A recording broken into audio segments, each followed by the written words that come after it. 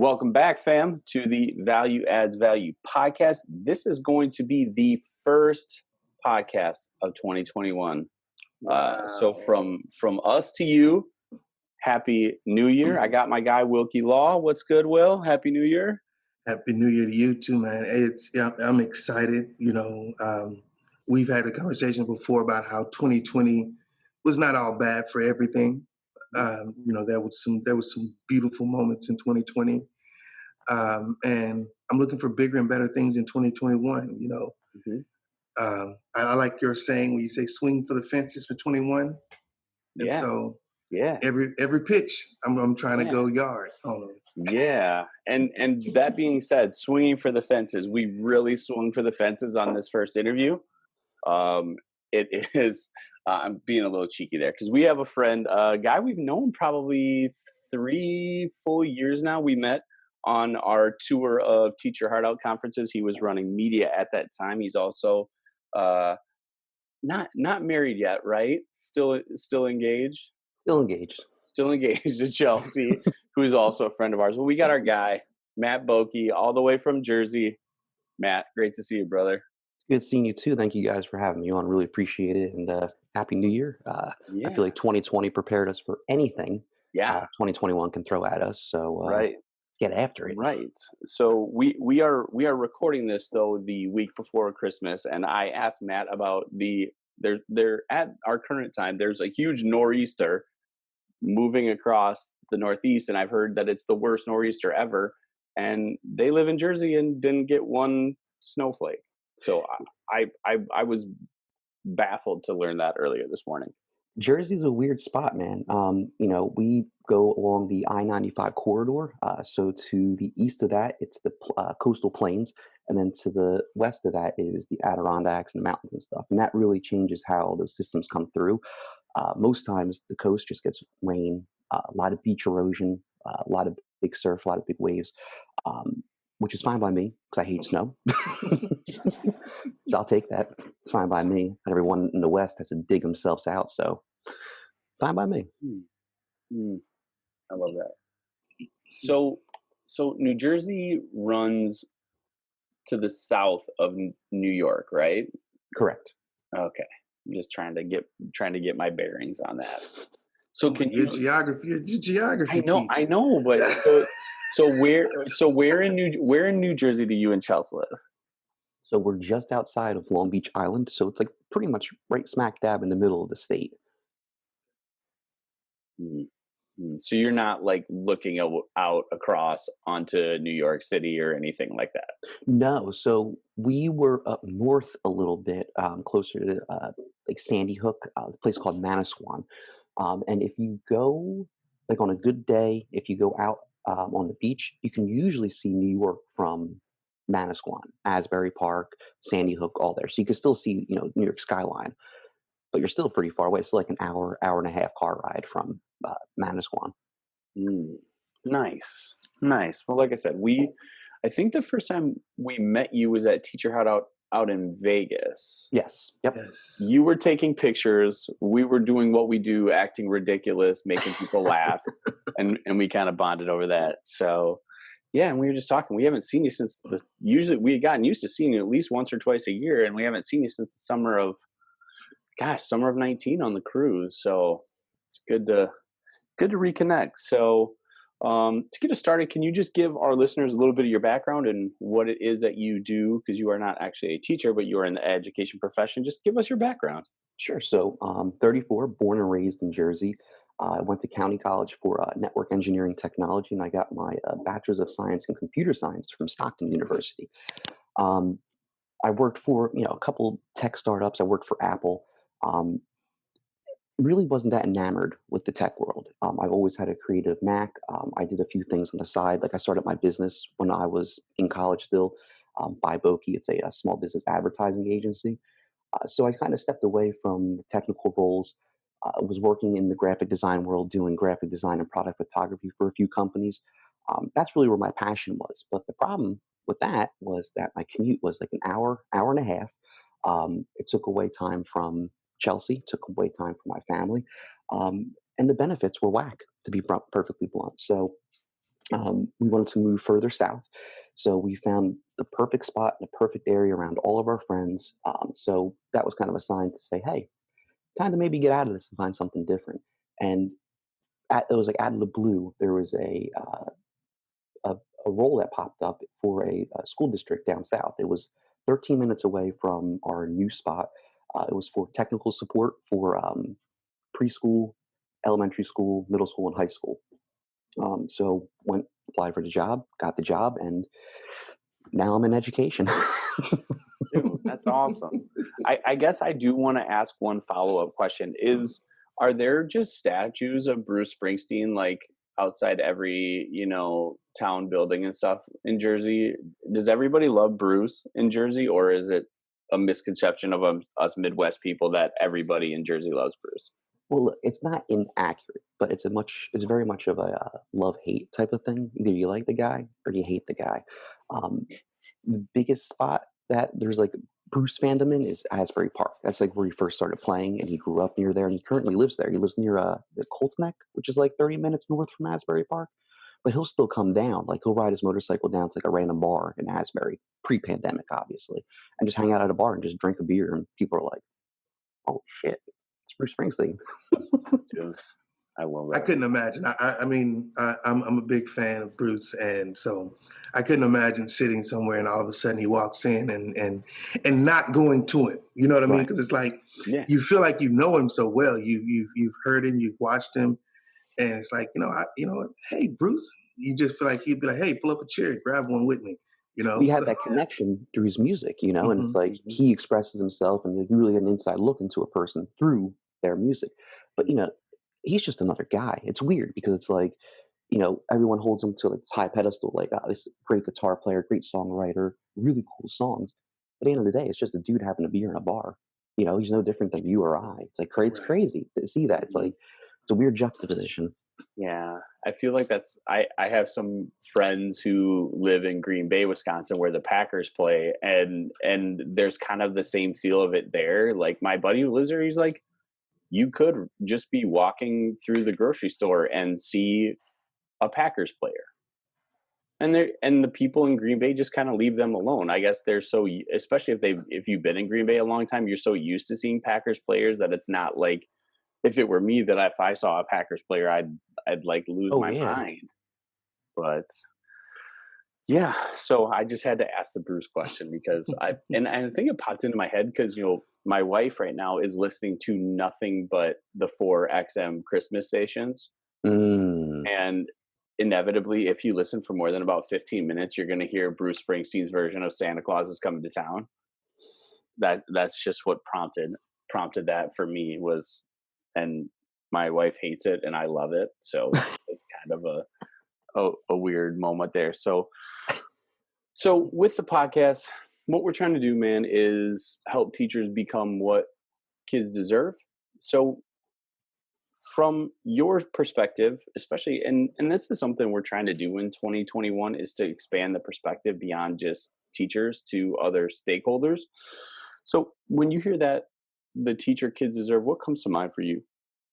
You know, having the private sector experience and public sector experience, it really, I think, changes the perspective I have about teachers. So, like, Chelsea's a teacher, obviously, so I have that one perspective. But actually being in the building and seeing teachers do what they do, it completely changes, your perspective. And what I thought a teacher should be for a kid was, I think, a little different prior to me going into this role. Now that I'm in here and I see what people are doing, the biggest thing for these kids and for a teacher to be is just these kids need an adult who's present, who's there for them. Someone who's a role model, someone these kids can look up to, something that they can aim for.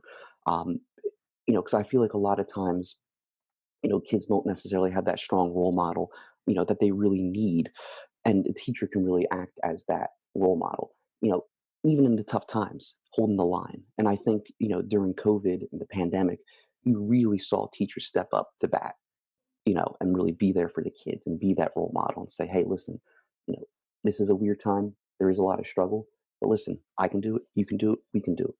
And I'm going to help you get through it. And for me, that's the teacher every kid deserves, no matter what your background is, no matter where you're located at, an adult that's present and a role model. So, what would you say your opinion would have been of that question before you were in the role that you're in now? It would be more of like the educational standpoint as opposed to like the emotional side of things. Like, y- kids deserve a teacher that is knowledgeable, that can, clearly articulate, points, get the message through. But I feel like it's so much more than that. And I think, an adult who's present, who is a teacher, kind of encompasses all that. So like if I'm here and I hear what you're saying, like, oh, I'm struggling with this math problem or I'm struggling with this idea, you can be there to try to work through that with them, listen to them, hear their struggle, and then work with them to overcome it. Mm.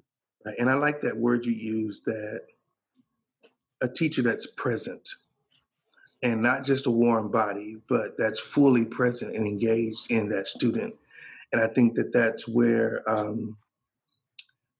I think COVID has really, like you said, it's shown the best of our teaching craft. Hmm. Now there's some areas for growth, opportunities for growth, as they would say. But for the most part, man, it should have shown the entire world that, man, teachers are ready to step up anytime you ask them to. Hmm. From the abnormal amount of faculty meetings and Zoom calls and Google Meets that we faced, and then yet still we still get in front of kids and give them our best. Right. And I mean, I think this whole pandemic, you know, was a great opportunity for teachers to showcase that unique skill set that I think most all teachers have, that adaptability, that, like you said, someone who's present more than a warm body, a leader. And I think, teachers don't have that advocate, someone that can talk to non-teachers and get them to understand what the real struggle is with teachers. Like it's so much more than what meets the eye. And I think even for teachers, it's hard for teachers to be able to articulate like, hey, this is what I'm dealing with. This is the struggles that we're dealing with. This is why this is difficult. And I might be appearing to hold the line on those Zoom calls, and I'm always there for your child, and I'm always putting them first. But this is what's going on the back end of things after the Zoom call is done. And I think parents seeing that, kids seeing, I think it's a really good reset for the perspective people have on teachers. And I hope this carries forward because I feel like a lot of people, rag on teachers for a litany of things. And it's like I don't think that there's cause for that. I think teachers should be, you know, held to such a not just like a high standard, but like respected, like held high in Mhm. society. Like, dang, you're a teacher, you're an educator, like you're doing something I can't. Right. Almost like we were just talking about with Bruce Springsteen. Bruce Springsteen. Right. That should almost be, how teachers are viewed. Like, Hmm. wow, my teachers out here. And I get that when I go places because I live in the same community with my students in my school. And I love it when I go places and my students see me and you can hear the whispers like, Hmm. that's my teacher. That's Mr. Law. And so when they're saying that, it's like, to me, that's almost like a sign of reverence. Like Right. Right. they're acknowledging the fact that, and then when the parent comes up and said, so hey, so you're doing some shopping, yada yada yada. It's like great. You can really connect with them there Right. in a place outside of the school, and they can see that you're real. Right. They can Right. see that you're real, and they can see that. I think that helps students to kind of connect greater with their teachers, also to see that my teachers doesn't just come out of the closet in the Mhm. morning and go back in, plug in at night. And, they get to see that real side of who educators really are. And I think bouncing off of that, when you can humanize teachers and kind of make that connection of like, oh, this is a person, you know, they're another team player. And I think teachers need to be viewed as that. Like you're a partner with the parent. Together we're going to build a really cool human that's going to contribute to society. That's going to help things out. Like it's not just all on the teacher to put the kid on the straight and narrow, and it's also not all on the parent to educate the kid. If we can work together, that's how we're going to create a society that's going to be beyond our expectations, anything that we've had. Mm. Solid. I love that. And as much as I do want to hit this question on your general maintenance for beard routine maintenance, I feel like we're in a good flow with what we're supposed to be talking about. So maybe we'll do a separate episode sometime down the road about general beard maintenance Oh, for sure, man. for teachers. So what has it been like in 2020 being a technology professional in a school? Yes, it's been difficult, but from where I'm at, I have such a killer team, killer tech team, Little Egg Harbor School District shout out, that we all really just come together no matter what the issue is. So like when this pandemic hit, everyone pulled together and said, all right, we need to come up with a plan, we need to execute, and we need to move out as quickly as possible. Um, coming from private sector, everything was a fire drill. Everything was a fire drill. We need to design ASAP. We need to talk to this client ASAP. I'm just so used to fire drills that when this came up, it was just like a day in the office, no factor. We'll figure it out. Um, you know, it was tough in a sense that we had to come up with everything from scratch because we didn't have a real clear directive, from POTUS down, because no one really knew what was going on. So we had to find a solution that was the most efficient and effective for our district and our school and our children. So as crazy as it's been, it hasn't been unmanageable. And we have a team that works together and we have an administration that really supports us. So, when we were like, hey, listen, we want to get a Chromebook in every kid's hands, our administration worked with us to figure that out. We're a Title I district, so we get a little more funding. We're able to, leverage some different channels that some other school districts might not. But we were able to get every kid, we were able to get one-to-one Chromebooks into their hands. You know, we shifted obviously to a remote situation, but we were just doing the same thing we were doing in school. We were providing support for the teachers. We were providing support to the parents. Like there was many phone calls I made to parents on their home phone from my home phone saying, "Yo, dog, I can't get into Google Meet. What do I do?" And just walking through it. Same with the kids too. Like you have to provide a little bit of support to them. It was more of the same, but in a different environment, and you just had to quickly adapt to it. And it really wasn't time to think. You just had to go and learn as you go. But tough, yes. Unmanageable, not for our team, not for our school district. I was very lucky to be in the position that I was in. Mm, I mean, and that's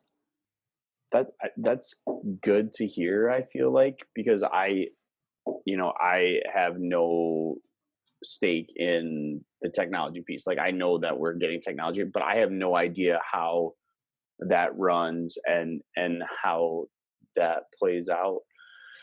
So, I mean, from your perspective, what are the biggest challenges that our teachers and our kids have faced over the last? I mean, because in your school district, are the kids in school? Are they virtual? What's kind of been the situation where you are? So we're functioning off of a hybrid system. So it's like an A/B cohort type of thing. So you have half your kids come in on Monday, half your kids come in on Tuesday, Wednesday everyone's virtual and they do a deep cleaning of the building, and then Thursday, Friday kids are back in, and then obviously Saturday and Sunday no one's in school. So the biggest, I think the biggest struggle has been the the adaptability piece, learning all the new technology, learning about all the new responsibilities. You're giving, elementary young kids, college level responsibility. Like, hey, you have to go on your computer. You have to go to this website. You have to meet at this time. You have to do your homework on your own and not have that person over you, monitoring and making sure you're staying on task. Um, the kids are really good with adapting to that, I think. But I think a lot of the adults and the teachers are having, they're a struggle bus city. How do I do this? How do I do that? I've never done this before. And then you have all those worries and anxieties going on. And one of the things you were asking before was like, oh, you know, as a technology professional, what does it look like? A lot of the stuff that I was doing at home was how-to videos, like YouTube videos, creating wakelets on like, hey, here's how to troubleshoot your Chromebook really quick if you get jammed up, stuff like that. So again, it's a lot of the same stuff, but presenting it in a different format, and then trying to help these kids along in the easiest way possible. It's just like, hey, it's okay. Here's all your resources. Here's how we can help you. Charlie, the dog's coming up here. Go on, kid. I thought I saw him. Yeah, he's just coming to say good morning. Hello, buddy. Just had his morning breakfast. Yeah, he's like ready for the day. He's like, Dad, what's up? Like, what do we got going on today? Let's get after it. Let's go, bro. Let's go for a walk. Let's do it. I'm like, bro, it's like 25 degrees outside. Get out of here. Yeah, Yeah. I don't, the biggest challenge has been the adaptability part and, mhm. learning all these new technologies without much training. A lot of stuff was thrown at teachers like, hey, here's what you're using, figure it out while you're teaching, while you're working from home, while you're, managing all these new things. Oh, and by the way, you also have to take care of your family too and worry about your kids and all that stuff and hold the line and still do the best job that you can. It's a Right. lot. It's a lot It's, to ask from one human being. and I'm glad you said that in that way, and I hope our listeners really hear that because, there's some environments where teachers are really being shut down and being criticized for not doing enough. And we had a whole session here talking about teachers that they are doing enough. That are not. I don't think a lot of people are really looking at, as you said, we're asking elementary age kids to do what we ask most seniors to do. I mean, most graduating high schoolers to do their first year of college. Hmm.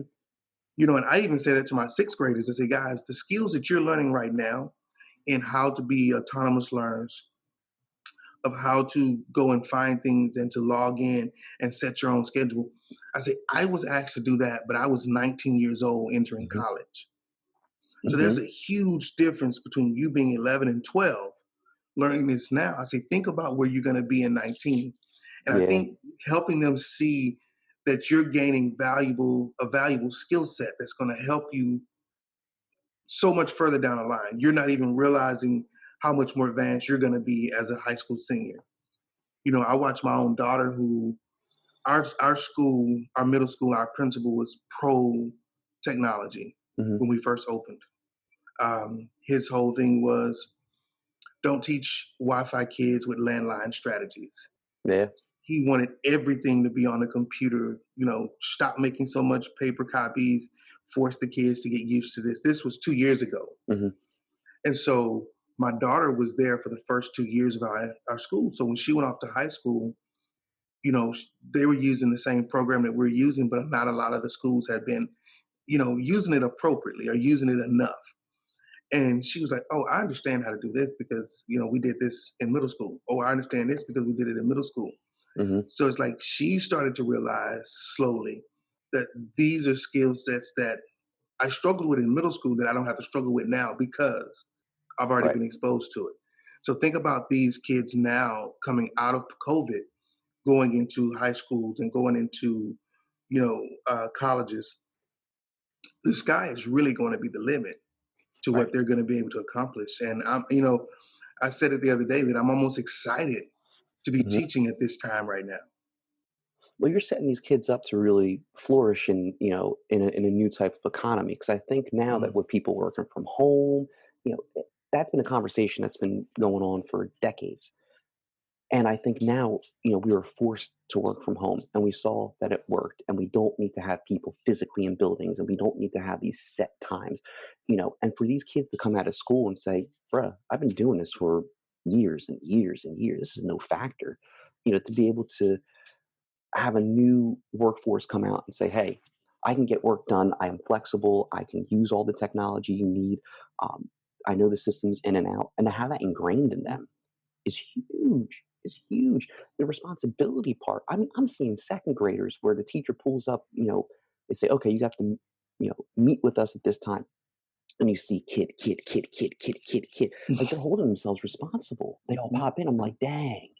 I'm like, they all need to get like stickers or scratchy, sniffy stickers or something. Right. They should be rewarded for that stuff. I mean, even like with the kids, like when we hand out, like if someone forgets like a charger or a Chromebook, and we lend them one for the day. When they come back on their own and say, "Yo, dog, I got your charger for you." I'm like, thanks, man. I really, really appreciate that. And they're like, "Oh, okay, no problem." Like just to let them know, like, hey, mhm. that personal responsibility is huge, and that's And what's it going to carry doesn't you and forward. it doesn't even phase them. They're just like, yeah, I think that's so important.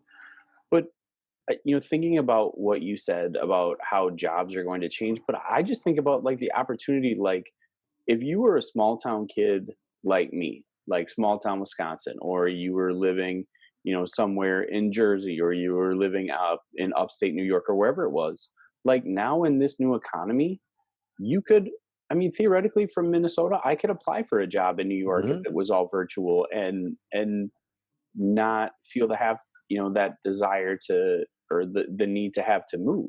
I Right. feel like Hmm. that's such an incredible opportunity that these kids have. But from your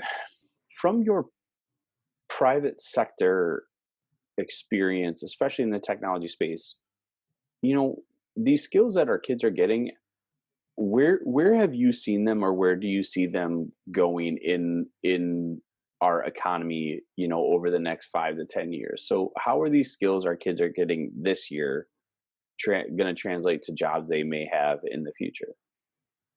I mean, just basic stuff like, being on time. When there's a meeting that's set, be there, be early. I think like very fundamental stuff like that is going to be huge because it's going to, come off very well to, employers. Obviously, if they want you to be on time, if you can do that. If you're late to school, you're late to work. And I feel like a lot of these kids, they're holding the line with that stuff. So I think that's really good. But on, a broader scope, these kids are getting so used to technology, to typing, to adapting. Oh, we're going to use Zoom. Now we're going to move to Google. Like using these different systems from different providers that are radically different and quickly adapting and learning. I think, that's a huge skill set, the adaptability part. And I think we're going to start seeing this more. Kids not necessarily knowing the answer to a problem, but knowing where to go to Yeah. resolve those issues. Because, as an employer, you know, I don't necessarily want to hire, the person who can do everything right out of the box. I want to find someone who says, "Hey, I don't know all the answers, but I know where to go for the solutions." And I feel like these kids are going to have that built into them because when they're home, doing their thing, there's no one there to help them and find the answer. If you can leverage the resources that are around you, whether it be the teacher, Google, etc., that's going to come in 100%. amazingly, useful in any job. That's the thing about it. It's ubiquitous. It's across the board, no matter what you do, whether you're an NFL player or whether you're someone on the back end working, a network server or something like that. Like, Yeah, I just love what you said because, Will and I, over the course of this, have been talking about, the kids that we've had over time that are, just like those box checkers that are like, tell me what I got to do hmm to get in it. Tell me exactly what I got to do. And it can be so challenging to work with them because they don't want to solve problems. They just want to, go down the line and say, this is what I need to do to get an A, and I'm going to work until I get that and hmm do that and all that. And I think that's such a valuable skill. And even I notice it in teachers. hmm I notice that we get so hyper focused on tests and curriculum and grades that we're not good at troubleshooting and we're not good at Mhm. adapting. And I mean, I can't say that I've done the greatest job in the history of the world this year because I've been home the whole time. Like my school started in a hybrid as well, but they had 4 teachers that were all virtual for our families that chose to have their kids be 100% virtual. hmm So adapting here, like even just for me, learning what you can and can't do in a 30-minute window of online teaching. Like, because right, that 30-minute window closes Fast. very quickly. right, right. But I think it's, especially for teachers, it's tough because you guys aren't given the time and the leadway to really dig in and learn about all these pieces of technology and Mhm. how to troubleshoot them. You don't have time really for that stuff. And I've noticed that even with our school too. You know, you guys are still held to the same standards regardless of pandemic or not. Like we're still doing SGOs, we're still doing reviews and all that kind of stuff. I mean, you guys are focused on that on top of managing the whole remote piece. So where do you guys have time to, learn how to troubleshoot or figure out problems and stuff like that? Like I saw an opportunity there to, hey, let's make one resource you guys can go to. And that way, hey, at least I can go here and try to figure out what the problem is.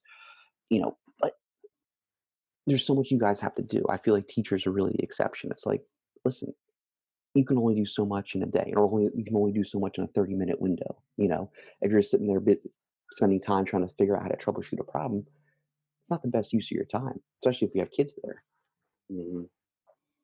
Yeah, that troubleshoot definitely has to take place prior. You Yeah. know, I think our team, we made the decision like early on last year when we first got sent home in March, that we started doing all of our team meetings within the same platform that we would have our students, because we use Schoology. Hmm. Um, and so we were like, well, let's just go to the conferencing feature in Schoology and let's do it there. So that way, while we're meeting with each other, we can try different things. We can troubleshoot. We can Mm. see what all the bells and whistles that go along with it. And so, like this year, like I said, we were virtual for the first 9 weeks, and we've been face to face ever since. Well, at least I have. We still have some virtual teachers, and I think that coming back, we're going to get an extra 150 kids Okay. um, after the break. And, I feel like if we had to stop it and go back virtual, I think we would be okay. Yeah, I think Um, so. and I think our kids, I'm a big believer that the relationship you build with kids depend on you, whether or not kids are going to show up for your course. Hmm. I noticed that last year in March, that the only kids that really showed up were the kids that I had rock solid relationships with. And so this year, my goal was, since we started virtual, I had to figure out, how do I make these connections virtually? And then once we transitioned, now I'm saying, okay, how can I sustain and build on these relationships so that if by chance we have to go back virtual, the kids want to come to my course? Yeah, that's a really, really, really tough piece to figure out. Um, you know, it's hard to make those meaningful connections virtually because again, you can't feel the energy in a room. You can't feel that vibe. It's tough. And and I think a lot of teachers do strive for that, and they do make those connections. And that I don't know how you guys do it. I really don't. No clue. And it's strange to, because Wilkie and I've been talking for years about how even just when we were on campus, we're competing with kids for their attention. Hmm. And I know you have a love for Gary Vee and we've talked about that in the past, but like we've been competing for their attention. Now we really, really, like Will said, you have to get their attention. And I find myself fighting the urge to just feel like I'm running a YouTube show, but maybe that's what I should be doing. Maybe my class should be like a live YouTube show. Maybe it should be more. I think, as Will would say, more sizzle and less steak, or is it more steak and less sizzle? More state. Yeah, but it's But just they laughed at me this year when I told them. I said, guys, if you really want your kids to come into your class, you got to become a celebrity to them. Yeah. So I yeah. posted everything, not just with my Bitmoji, but I had an actual logo made with Hmm. my picture on it. And so when I would open my classroom, I would be playing music that I produced with a picture of me. And the first thing the kids are like, are you a celebrity? You make music. You do this. What rappers do you know? Da, da, da. So that generated a buzz, and so the kids started talking to each other, and you slowly started seeing those numbers go from 15 to 20 to 30 to 40 to where you almost got full participation across the whole day when we were doing live lessons. And they were like, oh, everybody don't want to be a celebrity. I say, but this is one more thing that virtual teaching has taught me, is that we have to market our class now. Hmm. And I think that's wildly important. I mean, if you take a look at any of the social media platforms, I mean, YouTube, TikTok, Instagram, everything. Like let's just talk video. Everything's real short, except IGTV. Everything's real short, 10 seconds, 15 seconds. TikTok, it's like even less than that. So it's like the kids are constantly looking for this, looking for this. Back and forth, real quick cuts. Keeping their attention. And I think if you're able to pull lessons from that, no pun intended, and be able to leverage those abstract things that the kids are drawn to, Mhm. that's what's going to help build you as a teacher and more so as a brand. I mean, teachers have to really think of themselves as a brand. What's driving kids to my room? What's encouraging kids to come to school?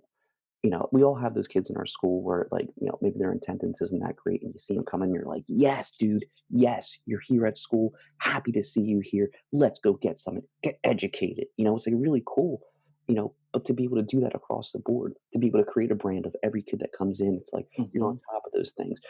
Even let's say your teaching technique doesn't change, but you're able to work in a little bit of pop culture. Maybe you have some Among Us guys around. And you work that into your lesson, or like your Bitmoji stuff that kids already are connecting with. To be able to leverage that and apply that to your classroom, to your teaching, to your brand as a teacher. I think that's what keeps kids coming back again and again. And even if you're trying to teach the drives the materials, because they like you, because they bought into you, they're going to be there. They're going to listen. They're going to be interested. And I think that's key. But again, it's not for everyone. It's difficult to do. It takes a lot of time and effort. And I feel like most teachers are really in that realm of like, hey, listen, I really want to be there for the children. I want to maximize the time with them and really make an impact. So I think I mean, teachers, I think by default are like in that mindset. And I think that's why they're such a special type of person. It's not everyone can do this. Hmm. And I just think about it, and everything you're saying speaks to what I think I've wanted to do, but I have such a hard time in my mind convincing myself that it's not me being vain, or it's not me wanting to build our brand, but it really is something that would make the difference for my kids if I were doing these things, taking a little more time to edit video, doing these things. And I think there are a lot of teachers who feel that way, like they see it as vain or indulgent, Hmm. or Hmm. at the least like actually not making a difference. And like I wish we could convince teachers that it does make a difference, that It it's does. it's it's not just us tooting our own horn, or however you would want to say it. No, and I think the proof's in the pudding too. I mean, when you see these kids super stoked to come to a math class because, they buy into the teacher and they like how Hmm. they present the information and they get the message that they're trying to put across. Once you see it working and the kids responding to it, that's again, it's hard to do when you're not in the classroom. But if you can start showing teachers like, hey, this works and you can make a greater impact on these kids' lives if you do this thing and make and kind of try to elevate yourself and make yourself kind of appear like a celebrity or a brand, or something these kids can aim for and look up at and shoot Hmm. for. That's what they want, and they there's a ton of famous YouTube kids and TikTokers and stuff like that.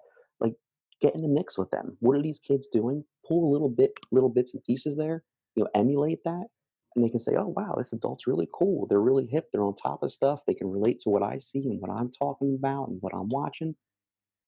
Maybe I need to listen to them. See what's up." Right. It's interesting. This over the for the break, we did a toy drive competition between all of our lunches at our school, and so the prize was that the winning lunch would have a DJ and karaoke party on the last day of school. Hmm. And so they came to me and it's like, hey, my principal was like, Mr. Law, I know you make music. Can you come DJ? And I was like, man, surprisingly, we just got all this DJ equipment in. Let me, let's get after it. And one of my kids, we went ahead and did the lunch, the music for all the lunches, but then only did the karaoke for the winning group. Hmm. But while we were in there, one of my kids was watching me DJ and came to me after during our class and said, "I really like the way you were playing the music during lunch." He's like, "I would like to learn to do that." And here's a kid who's shy, who doesn't like to talk in front of people, who said, "I want to learn to do this." I say, "Well, look, I'll make a deal with you. Let's work hard Monday through Thursday. And on Fridays, I'll take some time out for you. Just sit over here and I'll bring the equipment. We can set it up over here. And every Friday, I'll let you learn and you can entertain us while we're doing it." Mm, that's what's up. Dude, And he dude. just lit up. Like he's lit up. And he's a kid who I found that every time I play instrumental music and I start freestyle rapping in my classroom, Mhm. he's paying attention. Like he's paying Right. attention like nobody else. And he struggles with English. but yet and still he was able to articulate perfectly. So I said, you know what, I know a lot of people who learned English because of music, Hmm. because they listen to so much, music with the English language that it helped them do it. So I'm like, you know Right. what, if this one thing will help him, then hey, now he sees me as somebody who's an ally, not just in his learning, but in something that he loves to do. Right. An adult that they can trust, an adult, someone, an example for what they can be. Hmm. And I think that's huge. Whether you're remote, in person, you know, kids need that. Kids really need that, and I think that's the role, a big role teachers can fill. And I don't think a lot of people realize that. And I think teachers need to be held up, with reverence, like you were saying before, because I feel like if you weren't there, like what would that what would happen to that kid? Like I feel like you really like enriched his life by doing that, and you were just doing you. You were just being you. You were being Will. Authenticity. Yeah, Authenticity. That's the key. yeah. Mhm. You don't know, and like I always tell my kids, more is caught than taught. Mm-hmm. So don't always look for someone to teach you.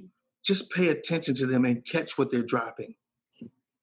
And Yeah. when you do that, you'll find that some stuff I don't need. Not every kid needs a motivator. So that's some, you'll be like, okay, yeah, I heard it.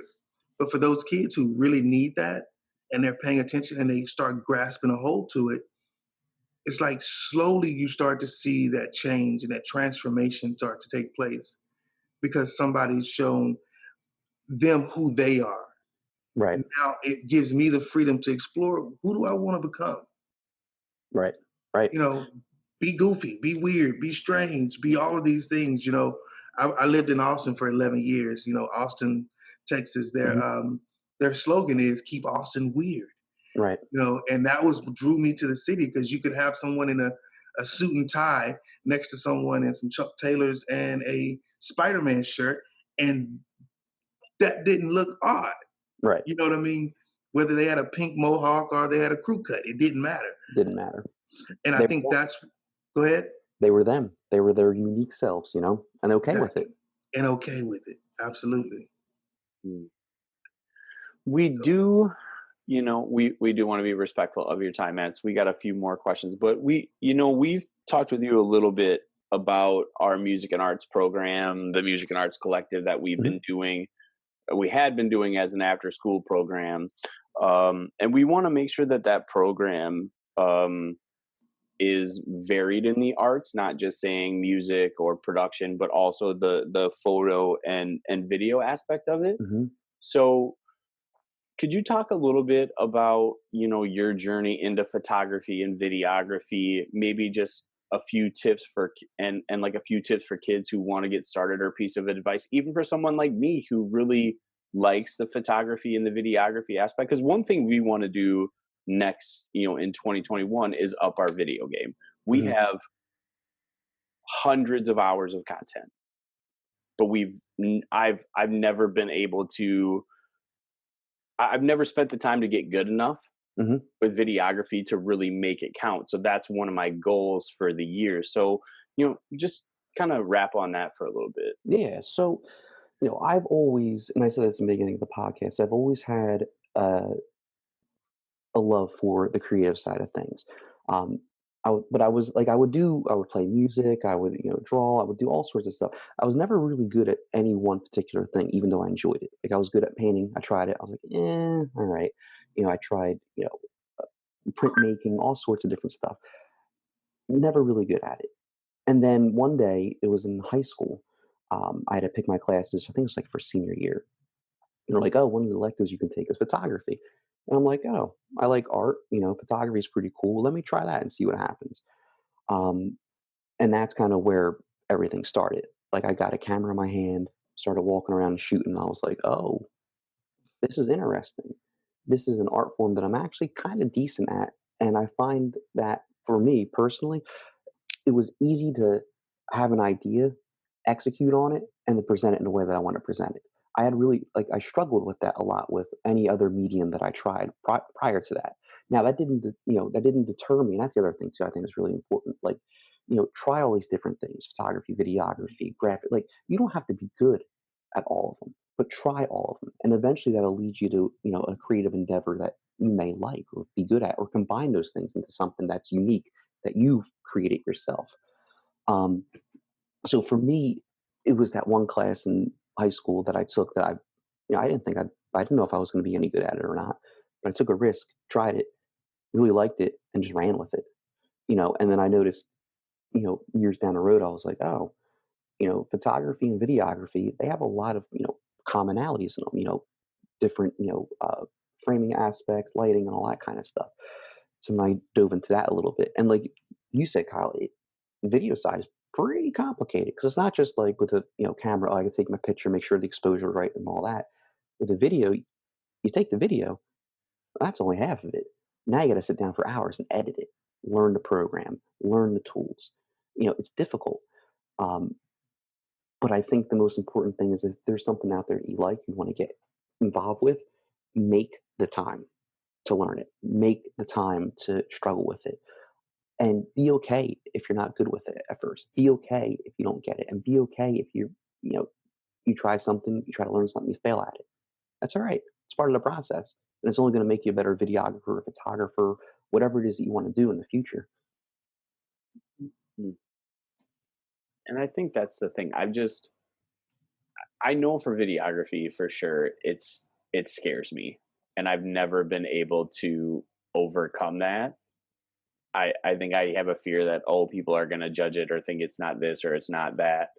But I have to remember, like, and like you said, I believe in our message, and it's not necessarily about having the best videography in the history of the world, but more just about like it's a way for us to share our message and to share what we have to share. I mean, because we have hundreds of teachers we've interviewed that have really inspiring stories and good advice for teachers that we're not sharing as well as we should. I mean, yeah, we've shared it on this podcast, but that's like you said, it's only one part of what we could be doing. And I mean, there always could be more with what you're doing, and I don't think you should beat yourself up over that. The nice thing is that, if you have the content, you can always execute on it later in the future. It's there. It's not going anywhere.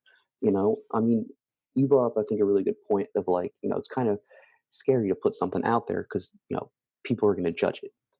People are going to judge everything no matter what. Everyone has an opinion, but you can't take every opinion seriously. You only want to take advice from people, or you only want to take feedback from people who you take advice from. So if someone's giving you an opinion and judging something, if you wouldn't take their advice, don't take their opinion or creative criticism. Now, that's Wow. not to say, you know, on a whole, if everyone's saying, hey, your lighting is crap, I can't see anything, it's distracting from the steak, then you say, okay, maybe I need to improve lighting. Let me learn a little bit more about that and slowly improve upon that. I mean, when it comes down to it, like Will, you said this, you nailed it right on the head. It's all about the steak. You can always add sizzle and add to the fact. But if the steak is there, the meat and the potatoes are there, that's what people are looking for. And if your content is good, relatable, and it hits, your target audience, what they're looking for, listen, no one cares if your video is a little grainy. No one cares if you didn't respect the rules of third. No one cares that you didn't have a nice ring light around you. No one cares. If your content's dope, then the content's going to do well. You can always add more lighting and stuff like that after the fact. But like if you look at like Casey Neistat, he's a guy in New York. He's a really good videographer. His videos in the beginning, they look like poop. Looks like you recorded them on a potato, but it doesn't matter because his content was very valuable. Hmm. Yeah, I was surprised to see that movie Project Power on Netflix that came out earlier in the fall. He was in it, like as an actor. I was like, oh my God, there's Casey Neistat in a movie. Hmm.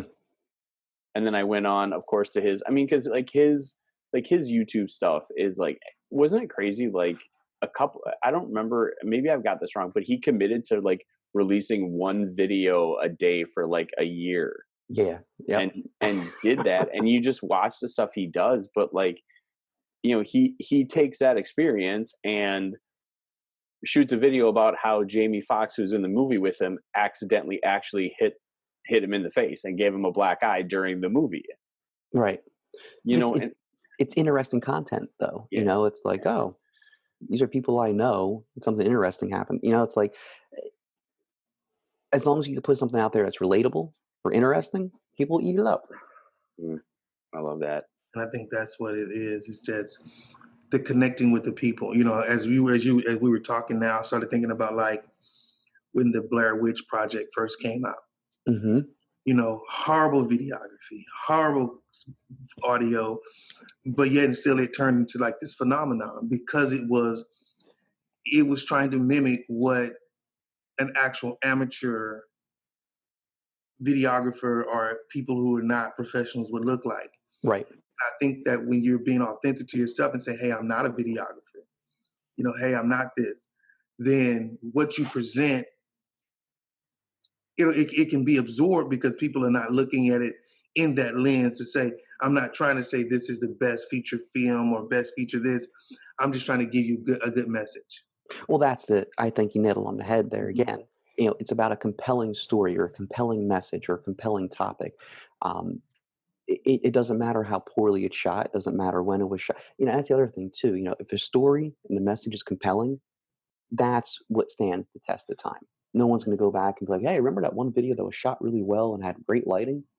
No one says that ever, ever. But they'll say, "Oh, yeah, Rosebud, great movie." People still bring up that, Citizen Kane, decades later. It's because the story is so compelling. There's movies that we all can remember, like, "Oh yeah, it was a good story, it was a good movie." It wasn't because of the special effects, and it wasn't because of the lighting, and all. It wasn't about any of that. It was the story, it was the content, it was the message. Mm. I'm starting a podcast now with my kids for a class project. And so the kids have been meeting and they've been kind of brainstorming. They put a guest list together. They've put a list of topics. They've organized it. And I'm telling them, it's all you. I'm like the editor in chief. I'm just going to look at the final product and tell you, yes, if we're going to go, if we're going to publish this or not. And I'm leaving it up to them. And one of the kids said, Mr. Law, can't we do video at the same time that we're doing the audio podcast? Because I think we can build a YouTube channel. And I said, you know what? Yeah. And then another kid was like, well, why not get our own email through Gmail with our podcast name? So that way we can have people comment and send us information and then they'll have a way to contact us. And I was like, write it down. So it's like these kids with no experience are able to articulate what they want and they're thinking, okay, I can't do this. So now they're saying, I want a famous person. I said, when we come back, I'm taking all my People magazines and I'm going to say, let's pick someone. Let's agree on someone and let's go after that one person this entire year to see if we can get them. And so the kids was like, well, I think we should have 5 people. She goes, because if you go for 5, the law of averages says you should go, if you want 1, you should go for 3. So let's go for 5. Maybe we'll get 2. What a These are savage. kids. What a savage. What a 6th graders. savage. That's incredible. But again, they're thinking, and I go back to kind of what we were talking about earlier about what are we preparing them for? That idea. And they need to understand that nothing can stop you from accomplishing your goals but you. Ain't that the truth? Ain't that the truth? It's your lack of effort, your lack of consistency. All these things that are going to make a difference. Come to find out, there are kids in my classroom who already make and edit videos for their own YouTube channels. So they started sharing it. One girl's like, I've gotten 13 new subscribers, Mr. Law, since we started this. And I'm like, and we just started this. Think about that. That's Think crazy. once you get the entire school following us and they want to know who are these kids behind it. Right. That's huge.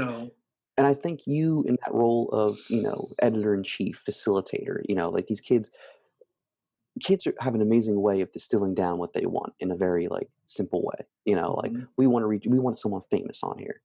You're like, all right, well, let's figure out how to do that.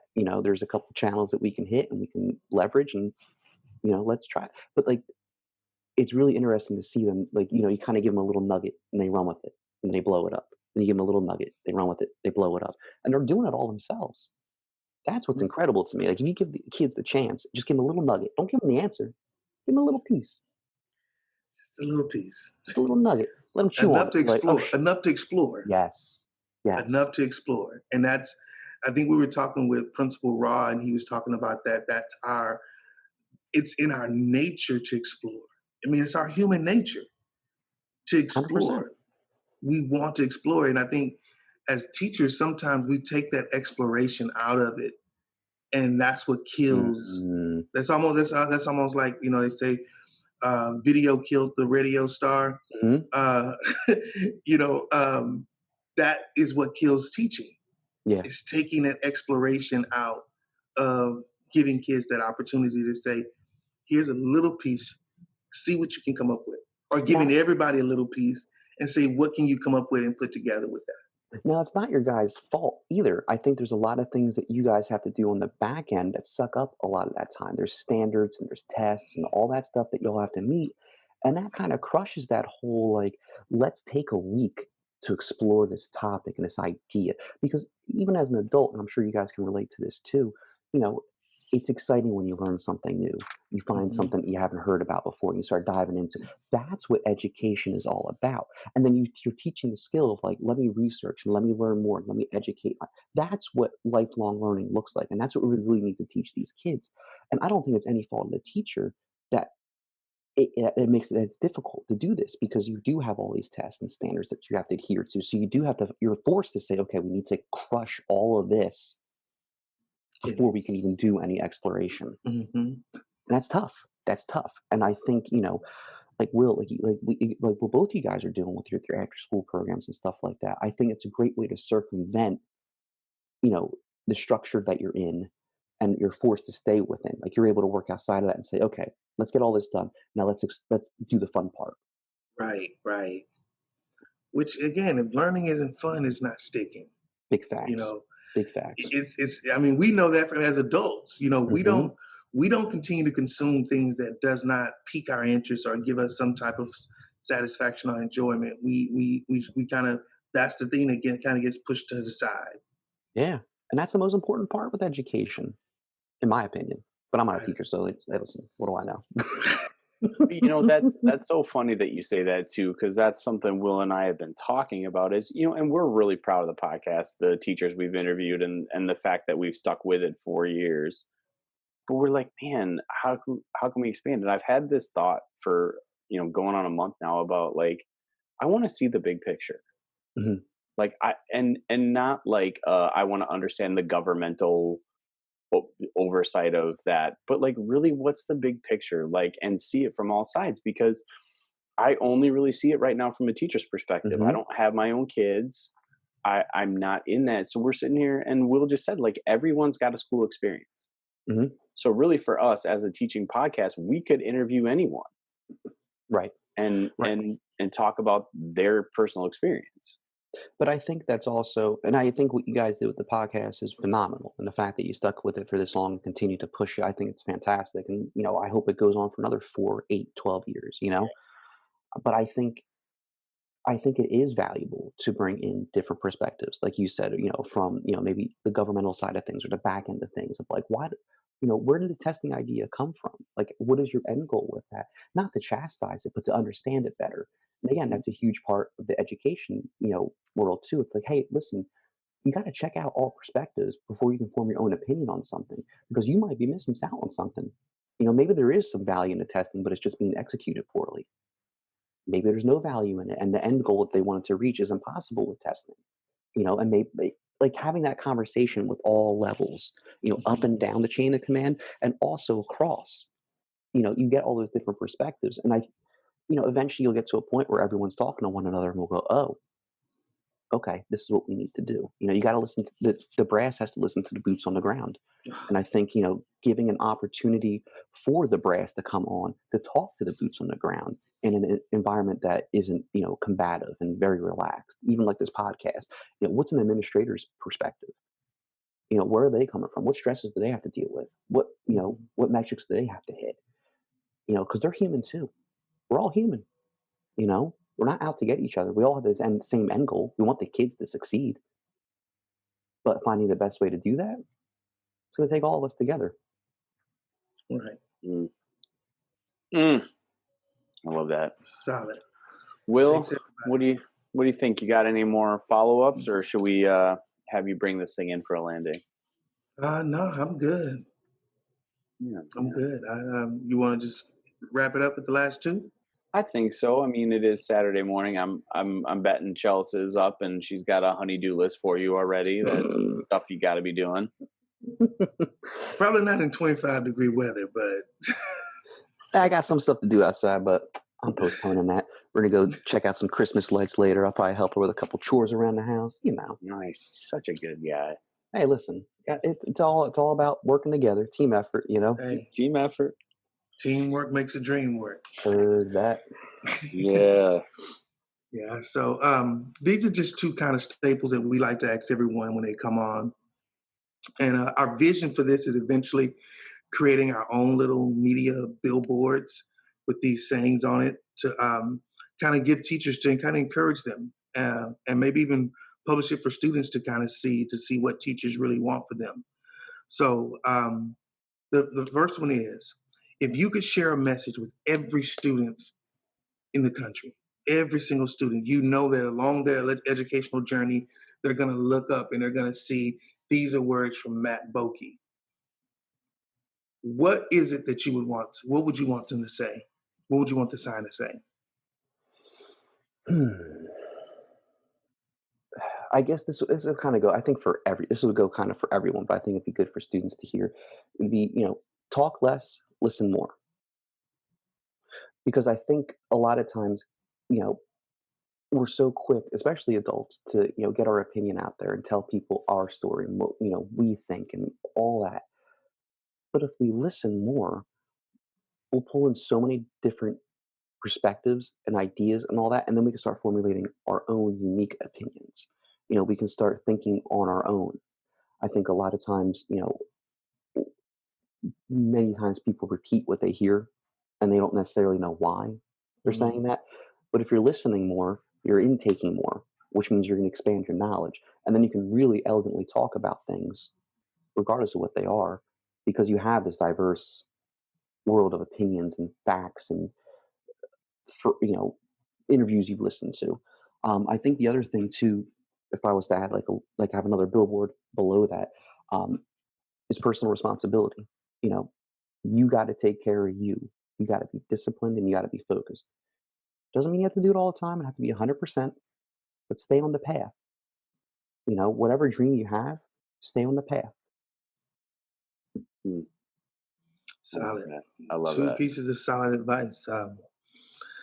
Words to live by. My mom used to always say, "You have one mouth and two ears for a reason." Mm-hmm. Mm-hmm. And so that is something that we all could learn to live by. And I think it'll help everyone to get along better if Yeah. we listen more. Not with the and we used to do an exercise where we would have people just listen to what people say without responding. Mm-hmm. Because a lot of the times we listen in order to generate a response Yes. instead of listening to actually hear and internalize everything that they're saying. So Yeah, that, our friend Chad Littlefield taught us yeah. that trick. Mm-hmm. That's He a really good one. he and his partner Will Wise, they have a company called We and Me, and they have these sets of cards that are question cards. Mm-hmm. And we first met him when we were at the University of New Mexico. Oh God, 4 years ago now. And the test was, you picked up a card, and if I walked up to you, I had to ask you my question and listen to the answer, and I could not respond. I just had to listen to the answer. As soon as you answered, you would ask me your question, listen to the answer, we would shake hands and move on. Just to practice that skill of listening without formulating, because without formulating the next thing you're going to say, really listening. Yeah, that's a skill set. I mean, even as an adult, you have to continually practice. And if you can kind of establish that at a young age, like, hey, listen, adults have trouble with this too. Mm-hmm. So let's practice this now. Let's get used to this now, because it's going to make you a better human being in the future. I love that. Better human being. For sure. All right. So, and the last one is that when it's all said and done, and I know you keep saying you're not an educator, but you are, because you help and aid and assist educators. And so when it's all said and done, there's no more videos to be shot, no more photographies, no more networking, no more creating how-to videos. What is it that you would like for your legacy to be? I'd want it to be the calm in the storm, because a lot of times, you go into a classroom with a technical issue, no matter how simple or how difficult it is, how large scale or how small it is, you know, the teacher's almost always frazzled because they have, in non-pandemic times, 20 kids in the class. They're trying to manage behaviors, they're trying to teach, and they're trying to troubleshoot and resolve a technical issue, which is getting in the way of their teaching. And so for me, the number one thing in my job, is to go in, empathize, listen, say, listen, what's your problem? They go, oh, herk, dirk, this is not working, that's not working, I'm freaking out. It's okay. It's all right. There's a solution to the problem. We're going to figure it out together. I'm going to show you how to fix it in the future, and we'll roll from there. And I hear that a lot where they're like, no matter what goes on, as soon as you come in a room, everyone's relaxed and calm. I said, that's how it should be, and it's cool too. Like, I feel like through that, like, I built relationships with kids. Like, the kids know who I am, the teachers know who I am, so it's like, I would like to be remembered as the calm in the storm. Mr. Matt comes in, everyone's relaxed. It's all good. Doesn't matter what's on fire. It's all good. And if it's on fire, not a big deal. Get up to it, warm yourself up, make the most of it. It's all good. I love it. I love it. Here's some marshmallows. Toast Yeah, there you go. I love that. All right, buddy. For people that want to connect with you and see the work, I mean, because I can attest your photography work and your videography work are epic. So for people that want to connect with you, what's the best place for them to do that? Best place is to find me on the gram. I think that's what the kids are calling it nowadays. At Real Bokey, REALBOKEY, and also my website, bybokey.com, BYBOKEY.com. I've been kind of silent on both of those because I'm rebuilding strategy for Instagram for 2021, and I'm rebuilding a new website for 2021. So very excited that when this podcast is out, all the new content will be out. So check it out. Give me some feedback. Let me know what's Gucci. I'm gonna try to steal some of them strategies and do that. But I gotta say, man, it's great to virtually see your face, and I'm hoping that sometime in this next 12 months we'll get to connect with you in person. Hey, man, I'd love to make it happen. It's really great seeing you guys too, even if it's virtual. And thank you so much for having me on the podcast. Great conversation, as always. Yeah, you might have to be our resident technology expert. Hey, listen, if you guys want to have me on again or want to talk tech or a photo or video or anything else, listen, we would love a phone call or Zoom call away. Appreciate it, brother. Appreciate it. What's good, everybody? Thanks for checking out number 289 with our friend Matt Bokey. If you have yet to subscribe to the podcast, please do that. It would mean the world to us. We got this big goal of getting 150,000 downloads during 2021. So if you subscribed, that would really help us do that. And if you shared it and you shared it with some teacher friends or people that you just think would benefit, it would mean the world to us. If there's anything else we can do for you, want to check out our videos on YouTube, Facebook, you want to just talk with us about what we can do to help, or if there are people you want us to interview or things you want to talk about or you want to come on yourself, hit us up. Find us at theledproject.com, message us on Instagram, and we'd love to connect with you. So have a great week. Talk to you soon.